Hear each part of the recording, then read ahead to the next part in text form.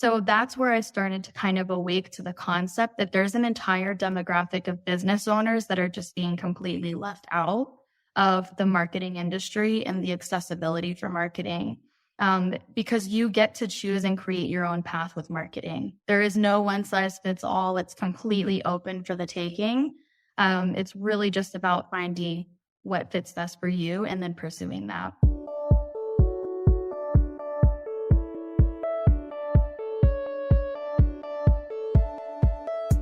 So you want to make an impact. You're thinking about starting a business, sharing your voice. How do women do it that handle motherhood, family, and still chase after those dreams?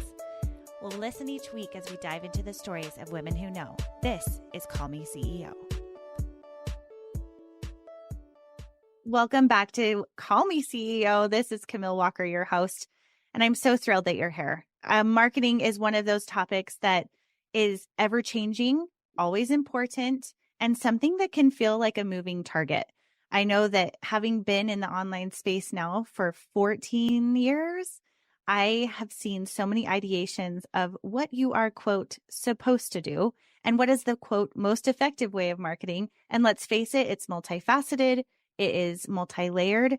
There is a lot to know, but that doesn't mean that we can't have ways to make it simple, affordable, and effective. And that's why we have Ashley Rodriguez today. She is a senior marketer turned fractional CMO, which means that she helps to come into a business and create strategy and marketing effectively in a way that you don't have to figure it all out yourself. So today we're going to talk about how to turn your ideas and your talents into actionable steps, and also what are the next stages of creating that effective marketing that would make your job as an entrepreneur that much easier. So thank you so much, Ashley, for being on the show today.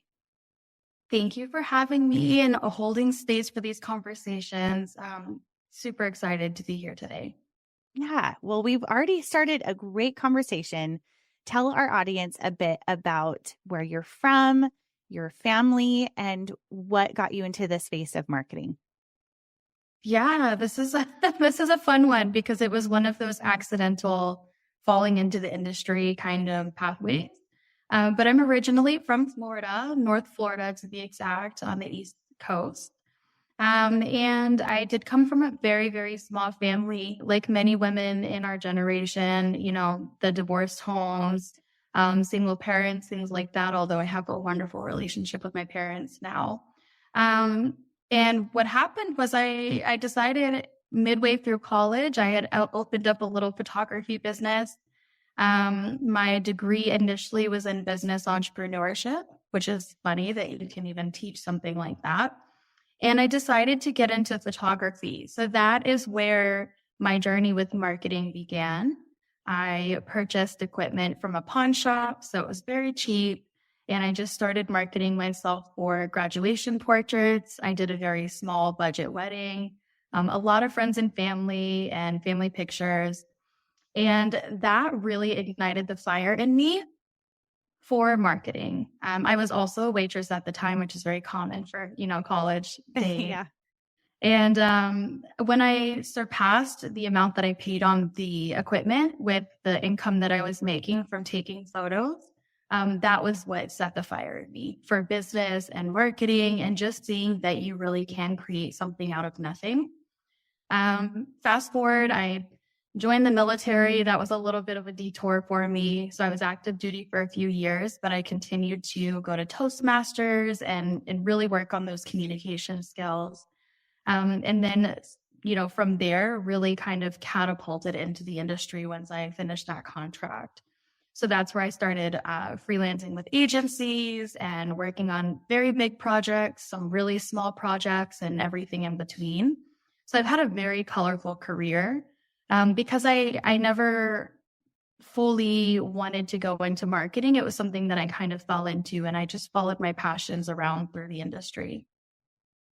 That's awesome. Now, something that as you navigated your way through, you had mentioned before to me that you had never wanted children, that was something that didn't seem as a lifestyle choice that you wanted to have, but ultimately it changed because you now have 2 children.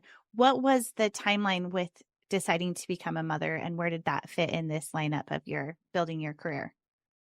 Um, so it's so funny to go back to those days and really kind of sit in those moments. Mostly when I was like in my mid to late teens. I'm not sure if that came from, coming from a divorced household or what it really was, but I at one point made an oath that I was not going to have children. An My oath. mom used to joke that, yeah, I was an oath to myself. Like I swear I'm not going to have children, that I'm Okay. not interested in that. And I think it did come from, having to really help take care of my younger sibling growing up and just not really knowing who I was. We went through a couple of divorces in my family. And so for me, it was like, I'm not going to get married. I'm not going to have kids. Right. So it was about 15 onward. And I was actually published in a magazine it's the Wellbeing magazine. I should have brought it here with me, but it's a magazine where I get to share that story. And I had kids at the time that I wrote that piece, but just the story about it was from 15 until maybe my early 20s until I met my husband now. I was convinced that I didn't want kids. I don't really have a why behind that. I think just wanting my autonomy, wanting my freedom, not really knowing if I was capable of raising children. I think a lot of trust in myself had to be built up at that time. And then I met my husband. I think I was 21 at the time, and he has a very large family. So that is where we got married pretty quickly, about 8 months after meeting. We've been married now over 8 years, which is wonderful. But seeing his family and how their family operated, his parents are still together 40 years later. That is what started to give me a different perspective on life and potentially coming into parenthood, and also having a partner like my husband who was very excited about the idea of having a family. It started to change because I had come from such a narrow view of what marriage was and what family looked like because of how I was raised. And so that gave me an opportunity to see something different and start to open up to that idea. And so we did have our first child when I was 23 years old. Which is, I mean, it's interesting to me. I was talking to my husband about this with parenting, especially motherhood, and what's being painted online in media and social media is that it's something you don't want. I mean, which is really sad to me because I think motherhood, and of course, the choice isn't the right one for everyone. And there are scenarios where it isn't the right choice for people, and that's totally fine. However, I am really sad that it's painted more often in the way of it being drudgery and a sad, terrible confinement than that it can be an expression and growth beyond just the trial of it, and like the insurmountable love that can grow and the patience you can develop. And I mean, I'm almost 17 years in. I have 4 kids. So I'm like, I just want that for everyone, but also recognizing and knowing that there's a lot of couples now too who say and commit to no kids for us. And that's just the way that it is, which the reason why I brought this up is that Elon Musk is saying to everyone now that we are going to have a depopulation problem, and that we are not going to have enough people on the earth to keep it running the way it has in the past, which I don't know. It's an interesting topic. And I watched my brother and sister-in-law kind of go through the same thing that you're describing of saying, I never want kids. And then ultimately, spending the time developing the career or having that independence or growing or healing from past trauma, and then realizing it is something that they wanted. And once you become a parent, I've very rarely heard someone say, don't do it, but they were just like, gosh, I had no idea that it could be so beautiful. Would you agree with that? Like, how did your perspective change? I'm curious with that transition, because that is a lot to, crave that independence and want that lifestyle. And again, there's nothing wrong with that. I feel like I always need to say that, but I'm curious for your journey. How did that develop for you? I would say for me, it's been a process of letting go of what, we all have different visions for our life, I guess, different Mm-hmm. plans. We plan how our life is going to be. Right. And so for me, having kids has forced me to kind of slow down a little bit. Our generation specifically, and I'm talking like, maybe like our older millennials, maybe even a little bit before going on into some of our newer generations, we've been raised in a culture of what I call, a lot of people call it now, but the hustle mindset. Mm. So it's hustle, hustle, hustle, hustle and grind, which is fabulous. You can do that all day long, especially if you don't have kids. But that's where it flipped for me once I did start having my children, and I still had this deep passion for business and wanting to be a creator and an entrepreneur, that I realized the balance looked a little bit different. For a few years after having our daughter, I tried to kind of maintain the same level of intensity that I had. And, it was a painful journey emotionally, having to kind of let go of Yes. what I thought my life was going to look like.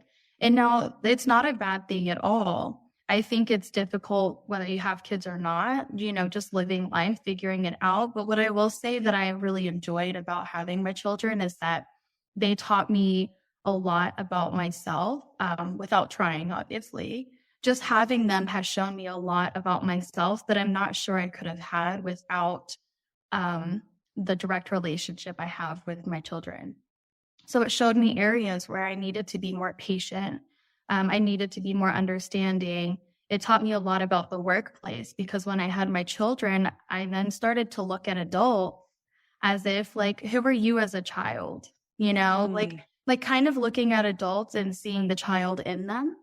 And then realizing, wow, one day my kids are going to be grown. I used to be a child. Who was I as a child? So it brought me into this big kind of like holistic journey in myself, Wow. Yeah. that I was then able to incorporate into business. So that's why, now my master's is in IO psychology. And I'm almost done. So excited about that. But it's basically the psychology of the workplace and organizations. And I went that route because I started to notice, what's really not being talked about a lot is that we're all human, and we grew up with this leave it at the door mentality. But now we're starting to see that that's not sustainable, and we're all human, whether you're on the clock or not. And so there is a real effect that our home lives and our upbringings and everything that we are socially as social creatures, it enhances or it destroys the workplace, depending on who you're around and what's being done. But I agree. If we look at our generations now, like we had the baby boomers, you can look at this with like trends, even colleges sometimes have a hard time finding students because there was this huge boom with the baby boomer age. And we really didn't see that again until more recently, the last few years, post-pandemic. And so babies, now, yes, exactly. So there's this huge gap, generational gap even, where, colleges are probably going to have to close down. Senior homes right now are doing amazing, but there probably will be a few years, in a decade or two where they're struggling. So it's kind of this being able to see life as like an ebb and a flow, even generationally, which I never would have. I don't think I would have had that perspective if I didn't have my children. Ooh, I love where this conversation, this is not what we had planned, people. But it's so Yeah. true to look at it and take a step back in perspective. And I think what it all comes down to, and something that you and I align with on a lot, is your core values and being a creator of the lifestyle and the life that you want, which I think my message has always been, I know my message has always been, do it your way and really take the time to deep dive into what is that you want. Because I believe in God and I believe in the power of creation and that you are a partner in that. So whether it's whatever greater power you believe in or whether you believe in God or not, I believe that our thoughts, core values, intentions, what we put our energy into will translate and will be responding to the energy you put into it. So isn't that exciting, especially as entrepreneurs and people who are looking to create something wonderful that didn't exist before? That's our lives and our businesses. Like I get really nerdy about this because I think it's like there's just so much power within you that you can decide. And yes, circumstances exist. And yes, there is health and trial and terrible backgrounds that maybe you had to work through or move over. I don't know what the scenario is, but that power of creation is within you. And what I like about your approach, kind of turning the dial a little bit to what you do for business owners, is your approach is very much about finding the strengths of the people that you're helping and turning that into a marketing plan, which I don't think I've ever interviewed anyone before that specifically said, hey, I look at your strengths and what you like to do and what you enjoy doing and what you're naturally good at. And then we figure out the other parts. So let's turn the dial a little bit. And do you have a response to that before we go into that dive, or are you ready for it? No, we can dive right in because I think I already have goosebumps a little bit. I think it's going to be a good conversation because I'm really kind of, unless somebody's out there and they're just not widely known yet, I have not been able to find this yet in the space. And that's why I'm really doing the work to create it and for that within marketing. Cool. Yeah, I'm ready. Let's go. All right. So starting out, you are a fractional CMO. Tell everyone what that is. And then we can talk about the strengths and finding the pieces that we need to create to make it so it works for us in our businesses. Sure. So a fractional CMO is essentially a very, very senior level marketer, technically considered part of the C-suite, but we're seeing that industry change a little bit because of the online space. So now where, C-suite executives had 20, 30 years in their industry and they're much older, we're actually seeing a younger demographic because of the timeline of when we came into the online space. And so what a fractional CMO does that's different than just like a senior level marketer or a strategist is that we actually look at the operational structure of marketing. So it's how the marketing is being run from an operational standpoint, how everything is integrated, from in-person also to the online space, finances of marketing, and managing teams that are doing the execution. So a strategist, because I had this question before, a strategist is more of like the outward, how the brand is being represented and how they're doing their outreach. And a fractional CMO is really looking at the entire picture of how the marketing is being run. So there's a couple of different parts to marketing that you don't hear a lot about in the online space because for some reason the emphasis is always on social media. But it's so, so much deeper than just social media. That the social media is like the tip of the iceberg for marketing. Yeah, that's a good point. I think for me, especially, I started my online journey as a blogger, which is very much into the SEO piece of it. And social media came after I started blogging because I'm that old, you guys. And so it's the SEO and it's the ads, but I never put a lot of money into that. But then it became all about social media. What are the videos? What are the images? What are the recipes you're putting out? Whatever the thing is. So I think that it is interesting to think about it and how multifaceted it is, because I feel like the social media piece is so in our faces, but it doesn't mean that it's everything. So let's talk about that. Yeah. And this is why I love where I think this conversation is just naturally heading, is that they're marketing, because it's so multifaceted and it's so wide. There's not a one size fits all. So I have one perspective, one opinion of how I approach marketing, but somebody who does it at the corporate level, like massive corporations, or somebody who does it for the tech space, which I've also been in, is very different. And what I try to highlight to business owners is that neither of those are wrong. It just is about finding and aligning with the marketing or the approach to marketing that really fits best with you and your team. And that is something that's not being talked about, because often when you get online, it's all about what drives the results, maybe, or gets the numbers or the clicks or the revenue. But there's not a whole lot about, until more recently in the last few years, there's not a whole lot about the relationship building that is really important for some of our small business owners. Not every entrepreneur, not every business owner wants to scale, to bring on investors, to go corporate level. That's not something that I even want to do. So that's where I started to kind of awake to the concept that there's an entire demographic of business owners that are just being completely left out of the marketing industry and the accessibility for marketing. Because you get to choose and create your own path with marketing. There is no one size fits all. It's completely open for the taking. It's really just about finding what fits best for you and then pursuing that. Yes. Okay. So let's break down, if we could make a list. I know we already talked about social media. We talked a little bit about SEO, but let's talk about the different types of marketing just to get a running list going in our heads of like, okay, if I were to do everything, which trust me, I don't think you should do everything, because we're going to talk about doing what works for you and hiring out as well. But let's go through and kind of list, just so it's top of mind for a minute, of like the possibilities for marketing. Mm-hmm. So this is a great point. There is different versions of marketing. I kind of correlate marketing to the medical industry because it's something that everybody has general awareness around. With the medical industry, like we have our nurses, for example, they go through and they get their certifications, but once they become a registered nurse, they may go into labor and delivery, or maybe they go into trauma, or maybe they go into rehabilitation. So there's different kind of expertise or niches that they get to experience or pursue once they get that, initial entry into the industry.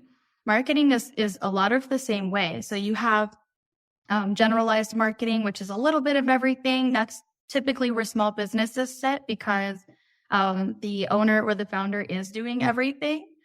So that looks like, maybe doing a blog a month, posting a few social media posts, and then kind of trying to run the business at the same time. And there's this threshold that a lot of business owners struggle to get through, which is being able to really outsource their marketing as they're growing. So where a lot of our businesses sit, and then I'll get into the different types of marketing too, where a lot of our business owners sit is like they have just enough to maybe bring in some help, but not quite there where they can hire like a niche expert, for example, somebody who only does SEO, or an agency that is very hyper focused on different channels. So the best way to kind of approach or look at the different channels is you have the outbound, which is exactly like it sounds. It's outward outreach to new customers or clients or audiences.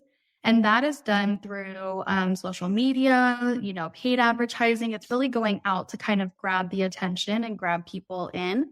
And then there's inbound, which is something that besides the last few years has really been neglected. It's kind of that second part of the funnel where you're actually building the relationships with your audience.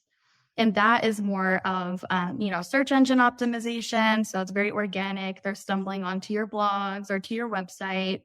And then there is email marketing, which is now a massive industry, of course, but it's all internal. So it's allowing your customers or your audience to kind of sit with you internally after they've already purchased or maybe already engaged with you. And now the tricky part, it changes because social media is not really about deep relationships. It's about that initial interact with each other, make a connection.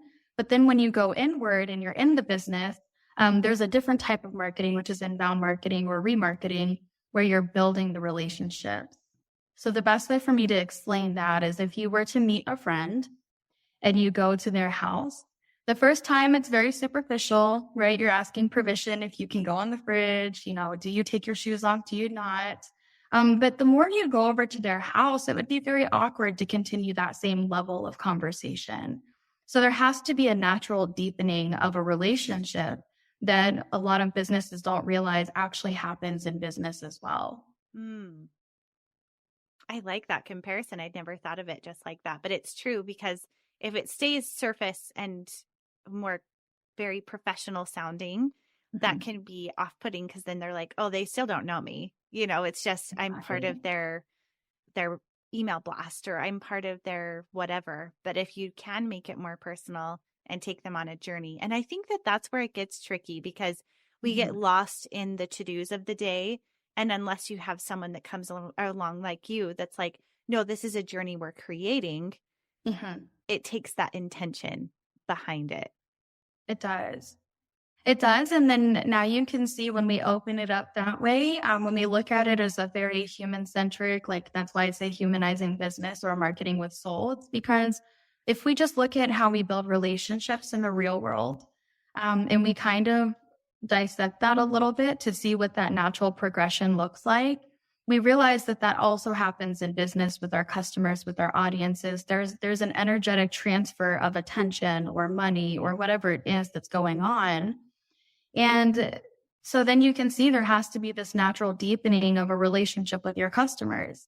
And when you look at it that way, it's very easy for a business owner to kind of get clarity over what they're doing, because now they realize, okay, I do like this or I don't, right? So they can understand then, I want the community, or I want in-person events, or I want this type of connection versus I have to do this because the marketing industry says that's what we're supposed to do, if that makes sense.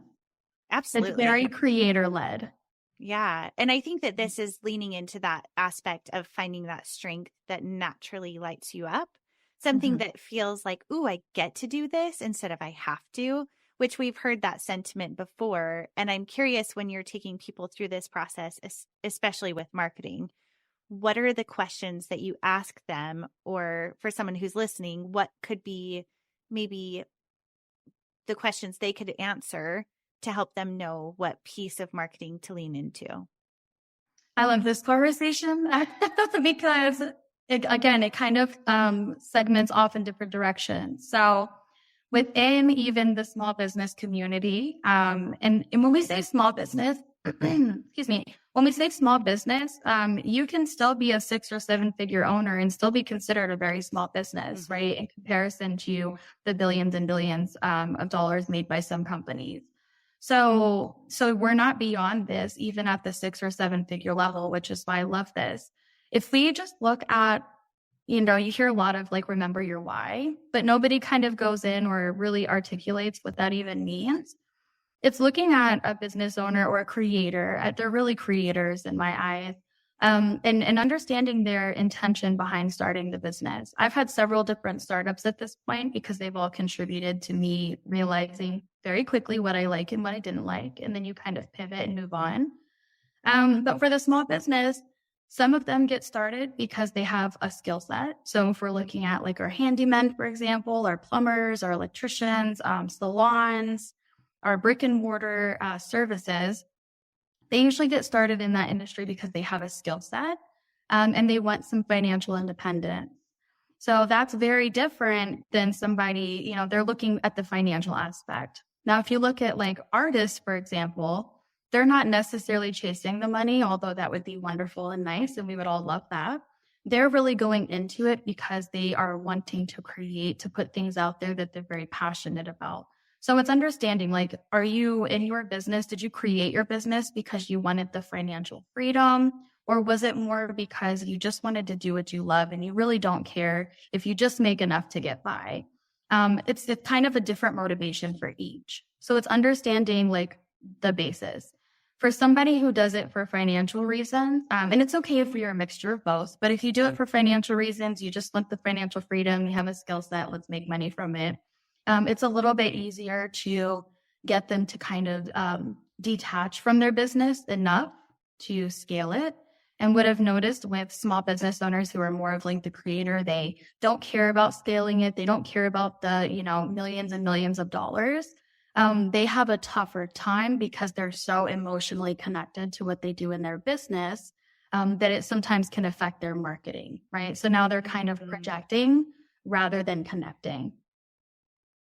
Ooh, that's a good differentiation, because I'm curious for people who, let's say the money driven people, and of course you can be a mixture. Which is not a bad thing. No, I mean, we do this to make money, like, of course, but, and bringing our skill sets and our know-how, whatever. But for for that, and if let's say you were to come to me, and I'm going to be two different people, okay? And let's say that I'm motivated by the money. This is how it's going. Help me fix it. Like, do you come in and help me come up? What do we do? Like, as a CMO, what do you do to help me get there? So for somebody who cares more about like, hey, I have a skill set, I'm an expert in my industry, service-based, they're usually more willing, at least in my experience, to pay the money to kind of bring people in that can do the job. They're not so emotionally connected to their money, to how they're spending the money. So it's a little bit easier to put the right people in to get them to scale that business to then have more money. When we're looking at somebody who, because there's two types of business owners. There's the people who do it for money because they have the skill set. And then there's the emotional connection because you just love what you do. Yeah. For the ones that do their business because they just genuinely love it and they want to show up every day and do that, and they're fine if they just make enough to cover what they need in life.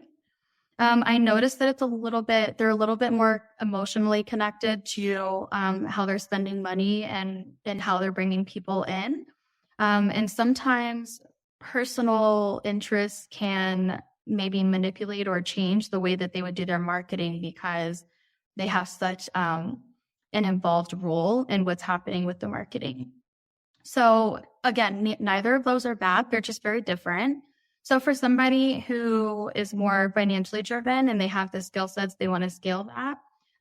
We could get into all of those channels. Hey, we need to bring in a small agency if you can afford it because you need social media, you need paid advertising, you need SEO. That works really well for them. And they're usually willing and able to kind of put the cost for that. With somebody who's a little bit more emotionally driven and connected, now we're looking more at how can we keep them involved. Sometimes that looks like events, whether that's in virtual or remote, or those are the same thing, virtual or in person. Or maybe we're looking at, bringing in one person who's kind of a do-it-all marketer who can work with them. The difference is somebody who is really financially driven, they sometimes don't want to be very involved in the marketing process. And somebody who's very connected emotionally to what they do, they tend to want to be like the approval on everything. They want a direct say-so in how it's going.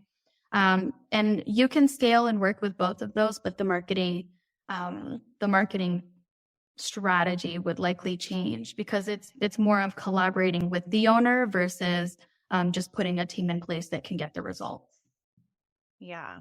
I would think with either scenario, it can be tricky to, especially when it comes to marketing and putting money into like ads or different things like that. It's not always an X equals Y scenario. So what would your advice be when, let's say that you invested in Facebook ads, for example, or you invested in a marketing company and it's just not working out? When would you say it's time to pivot, or are there telltale signs in your experience of trying one thing one way and then knowing it's time to move forward with something different? Yeah, absolutely. That's a great question. So the first thing I try to do is help everybody understand that marketing, at least at this day and time, while we're speaking, is tax deductible. So that helps a lot of small business owners who maybe are a little bit resistant to invest because they feel like once that money is gone, it's gone. Whereas, the money you spend to gain new customers or retain them is all considered tax deductible per the IRS. So I'll have to share that link with you. Yes, please do.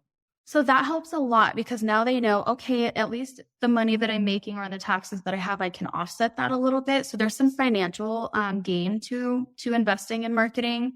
But also I would say always give it, 30, 60, 90 is what I go by. So 30 days, 60 days and 90 days is when we should be evaluating what our efforts are doing. If you do any sooner than 30 days, you're really not getting accurate data or feedback because there's so many factors that can come into play in just 30 days. We all have rent or mortgage or bills, and also seasonal holidays really impact how an audience or a customer is going to show up for the business. So I say 30, 60, 90. After the first 3 months, if you're still not getting any results, you're feeling really uncomfortable with it, I wouldn't continue to invest in that route. It doesn't mean that it doesn't work. But if you're already feeling uncomfortable with it, it's going to be more stressful for you. I'm all about reducing the stress and the overwhelm because small business owners already feel so much stress. They're already so overwhelmed that we don't need a marketing plan that's going to add more to that. So I would revisit something like advertising when they have disposable income or revenue that they can actually invest in it and not be emotionally attached to that money. Yeah. Yeah. It's very important. I've been there in both scenarios. And I think Same. when I've dumped money into like Facebook ads, for example, and nothing came from it, it just felt like a gut punch where I was just like, oh, Right.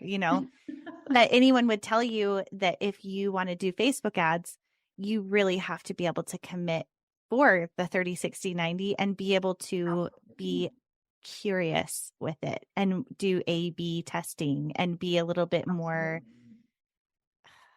detached where you're not so upset about, oh no, there was another $50 day that did nothing or whatever the scenario might be.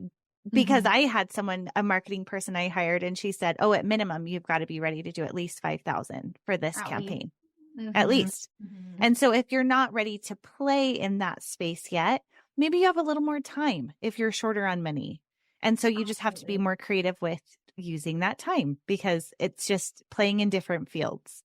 That's all it is. And it's just one channel out of the many. What I usually encourage small business owners to do, I have a 30-30-40 rule that I use, and I'm happy to share more about that too. But it's a way to kind of structure the marketing finances so that the business doesn't feel like they're losing out. And essentially what that looks like is if you're going to spend the time to create a social media post, for example, or a blog or something, toss $10 behind it. Toss $5 behind it. And that's called a boost, right? So if we get on like Instagram or TikTok or any of the other quick format content platforms, then you can boost your content and still get really valuable data for that. But anybody can kind of toss away $10, right? If you're in the business space. So that's an easy way to just kind of play with it and see what's out there. The reason I advocate for that instead of like big Facebook budgets or campaigns is because with the boosting, you're reaching 90% new audiences that have never seen your content. Whereas if you just post organically, especially for people who don't enjoy being on social media, only 12% of your followers are really actually going to see that content. So it's a huge difference, especially if you have a big message you want to get out there. I would say get really comfortable with playing around with boosted content, $10 here, $15 there. To just get it out to new audiences and get comfortable with what that data looks like as you're spending money. Because advertising is really, really important. But I would never recommend somebody jump right into Facebook ads where it's a little bit of a bigger spend to actually play around. And there is a lot of testing that goes in. So before we switch from that, I really want to highlight, because we're on this topic, why there's a difference in agency pricing versus like a solo marketer who's freelancing or maybe a boutique agency. And the reason is because these big agencies that are really expensive, that a lot of the corporations use, they're working with so many clients. They're working with hundreds of clients across so many industries that they have internal data now that they can use to get ahead of the advertising without all of the testing, because they've already done it. They're already doing it with so many clients. And so when you're paying for those larger agencies, you're really paying for the data that they have. You're paying for their insight because they're able to get results so much quicker because they're working with so many clients across so many industries. Now, when you're working with like a solo marketer or a boutique, like a small team, they don't have that access because they're not working with as many clients. And so they do have to do a lot of testing. And that's why I say give it, 30, 60, 90 days. In some cases, it can even take up to 6 months, especially for channels like SEO, and to just be patient with it, but know that you're investing in your long-term growth.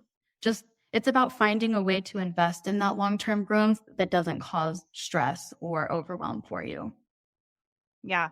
And that can mean just taking it, hiring someone to help you, which I'm Mhm. always an advocate for Mhm. if you can afford it, or becoming an expert at one channel first. And what I mean by becoming an expert is just being really curious with it and trying new things until you feel like, oh, I've kind of got this. I feel like an expert because you've tested and trialed it out yourself and you've been curious about it. And I think that that is something that can be overlooked and oftentimes can feel overwhelming because we're trying to do it perfect Mhm. from the get. And what I like about your offering and what really attracted me to wanting to have you on the show is that you have marketing resources that are extremely affordable and Mhm. accessible for all sizes of business. So can you tell our audience a little bit more about what that looks like?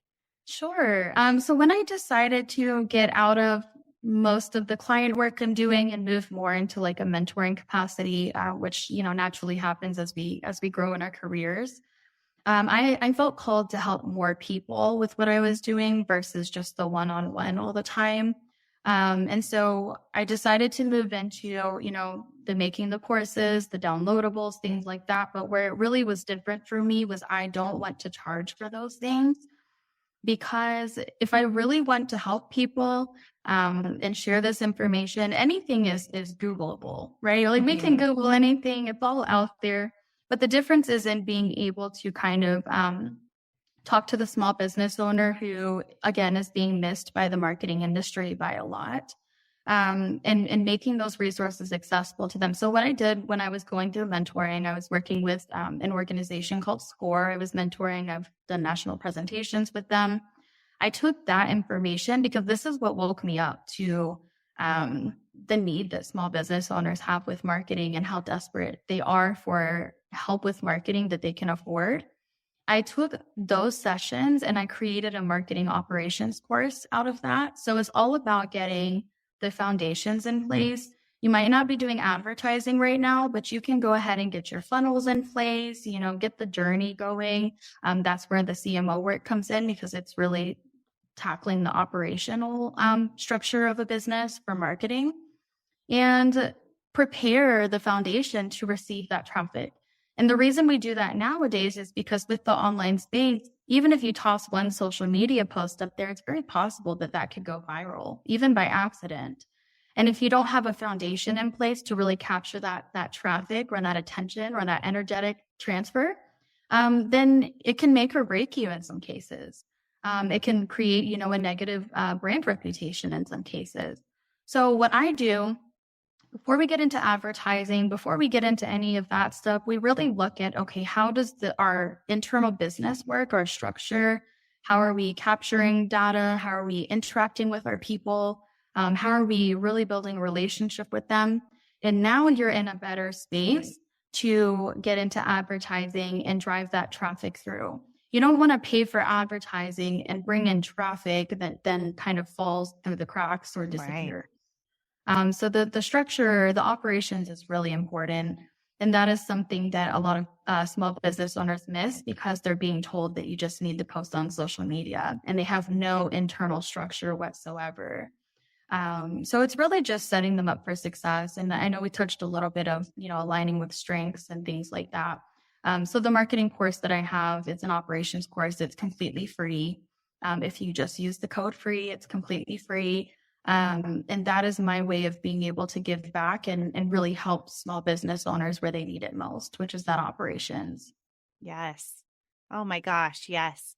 I love this so much. I love that your focus is on helping business owners to have accessible marketing that is not overwhelming and plays to your strengths. So if you're listening to this right now and thinking, that's what I want to go do, I know I do, then Mhm. go ahead and make sure to you check out the link below so that you can access that free training and just start getting curious with the marketing, what it could be, and setting up those steps in place so that you have access to the direction that's here, very low hanging fruit from our amazing Ashley. And I'm so grateful that you came on the show today. There's been so much value here. I appreciate you so much. Love being here. Thank you so much. All right. Well, everyone, thank you for tuning in. If you think that this podcast episode has been helpful to you, which I hope it has, please feel free to leave a 5-star rating and review and subscribe so that you never miss a weekly episode of women and mothers building incredible businesses that are making a difference in the world. Thank you so much for tuning in, and we'll see you next time. Okay, so I end every conversation with 2 separate questions. The first is, what are you reading, watching, or listening to? And the second is sharing a motherhood moment, something that was meaningful to you, whether it was funny, sentimental, thought-provoking, whatever. So please share. So reading, I'm trying to read, and I've tried multiple times now to be more of a reader. But in regards to like my personal me, I'm reading Think Like a Monk. I know I'm so behind for everybody who's already read it. Okay, So listen. behind. Are you listening or are you reading it? A little bit of both. And it was really the encouragement of my husband that did it, because I get so sucked into my work brain. Yes. But really trying to read it. That's the goal for us, is to be able to sit down every night and get through like 10 pages and read it. Okay. I have listened to that book probably 6 times. I'm not even joking. It's actually one of those, if I'm having a hard time with my brain, like mixed in the emotion of the day or my to-dos for the next day, and I'm just like busy in my own thoughts, that is a book that I can put on a sleep timer and listen to and fall asleep and not feel like I'm missing anything. But Jay Shetty has a really nice voice that you can fall asleep to. But it is such a good reset of perspective and your speed of life and choices you're making and thoughts that you're thinking. So yeah, I'm a big fan of that book. I love it so much. I love it. It reminds me to just be okay with the process and not to try. I have a tendency to want to control how things are going or the outcome, because maybe it makes me feel safer. I don't know, but it really teaches me to like enjoy just like being. So it is a huge perspective change, and it allows me to kind of go stress-free through the night. Watching, I've really been watching a lot of the podcast Next Level. There's a buzzing. Do you hear this? Oh, sorry. I'm going to clap right there. It stopped. Did it stop? Just so my editor can see that. But there was a little bit of a. Can you still hear it? It might be picking. Oh, it's picking up the family. That's what we're here. They're home. Is that what it is? Yeah. Okay. We'll be quick. So we'll edit that piece and then just start with watching. Yeah. So watching, I've been really tuning into a podcast called Next Level Soul. And that's been fun for me. It's all, a lot about the spiritual stuff, but also people who have actually passed away and come back.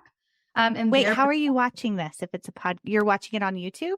YouTube. Yes. And what's the name of it again? It's called Next Level Soul. Ooh, cool. And he's actually based here in Austin too, which is fun. It's where I'm at. And it's a lot of perspective about people who have had near-death experiences and what they realized about life through that. So it's been unique for me because I haven't had a near-death experience to be able to better understand like life, a new perspective. Awesome. I've been geeking out on that topic lately too. So I'm like, okay, what's You'll love the it. name? You'll love it. It's so yeah, good. The book I just read, just for if you might be interested, I'll share this as well. Let me look at the exact name. It's called Between Death and Life. And it's, again, she actually is a hypnotist and helps people like go into a hypnotic state and share what they remember before they came to Earth. But one of my favorite, I don't know if you know Tyler Henry, but he's a father. You do? Okay. So I think we watch the same stuff because I think we have a lot in common. Because Between Two Worlds is one of his books, and Here and Hereafter, those are also books I've listened to multiple times. So if you haven't read his books, have you read his books? No, I haven't, but I'm very into like the metaphysical lately. Not in like, a weird like woo way, but like just I'm open. I'm very open to understanding more about life than I did. And that comes from being a parent, realizing that there's so many layers to life. Yes. Oh, that's so fun. Who knew we were going to geek out on that? Ew. All right. So the last one is, I think we did reading, watching, and listening to.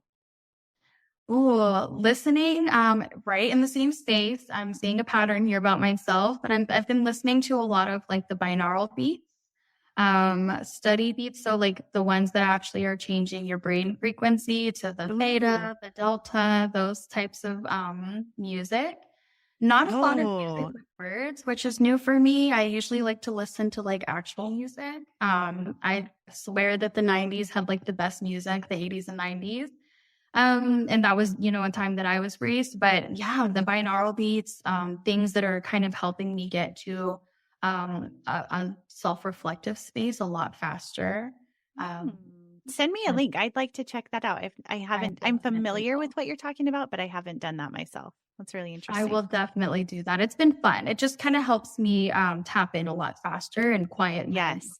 what I call the work brain. Get into the zone, the flow state. Got it. Cool. All right. So, parenting moment. You have 2 kids, ages 7 and 3.5. I don't think we mentioned that. But what's a motherhood moment you would like to share? I would say the biggest one is a lesson learned for me. It's really through parenting, learning that I have a tendency to want to teach my kids lessons that I've learned when I see them have certain behaviors or do certain things. But I'm starting to realize again the need for them to learn by experiencing themselves. Obviously, like safety, food, things like that, we have more of like a structure around, but yeah, something as simple as like jumping off of a chair, you're going to get hurt. But what happened is I noticed when I try to teach them the lessons I've learned, it kind of created a little bit of anxiety for them, a little bit of fear, because now they were always afraid something was going to happen. Versus just letting them experience life and learn for themselves. And then I just make sure that I'm there for them when they need me if something does go wrong. Yeah. It's been a huge shift for me to kind of let go of the need to control every little thing. And I think as parents, we come from a space of love and wanting them to be safe, but there's a real value in them experiencing challenges and experiencing, bumps and bruises. And it really does teach them so much more than me telling them to, watch out.